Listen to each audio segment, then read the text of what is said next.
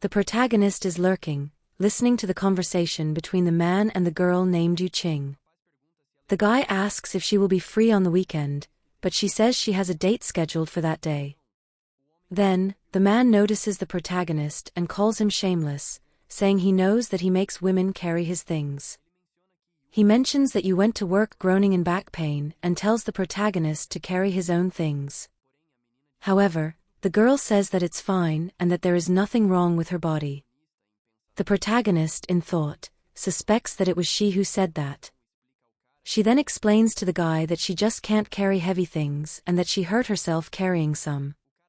The guy gets angry and points his finger in the protagonist's face, telling him to take Yu Qing to see a doctor. In his defense, the protagonist says that she volunteered to help. He stares deeply at the man and asks who he is to tell him what to do. The protagonist then leaves and the man, somewhat desperate, says that he was just talking and didn't need to be so rude. He then turns to the girl and says that the protagonist is not a good person and tells her to stay away from him. As the protagonist leaves, the girl looks at him trying to understand. In her head, she comments that in recent days the protagonist is different, doesn't send messages, and thinks something is wrong. Later, at the Shanghai Tower Hotel, the protagonist is getting out of the shower when he sees a message from Yu and wonders if she is suspecting something.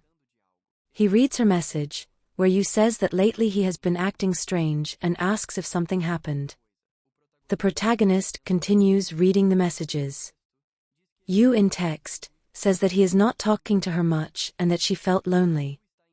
Meanwhile, Yu is in her apartment, calling the protagonist a bastard and saying that even though she is making an effort, he doesn't respond and asks her out. Another girl comments that lately he has been really strange. She says she doesn't know why he bought all that stuff, and it seems like he's afraid food will run out. Yu then asks Ning if she really believes something happened to make the protagonist start stocking up so much food. Ning laughs and asks if Yu has gone crazy, saying that it was just fake news from the protagonist, and that if something were going to happen, it would be on TV warning everyone. She then starts massaging Yu while telling her to stay calm and that if they start stocking up, people will make fun of them. A week later, the protagonist is satisfied looking at his gun that arrived. It was a bit expensive, but he feels relieved knowing it is reliable and that he is safe now. The doorbell rings. It's the delivery guy asking the protagonist to sign. While the protagonist signs, in thought, he comments that now he has the necessary medicines to survive. He takes advantage of the delivery guy's presence and asks if he can take a few more things. The guy agrees and asks where he lives, while the protagonist looks at a message about his house project, which is finished. The protagonist says he is heading home and will arrive in an hour.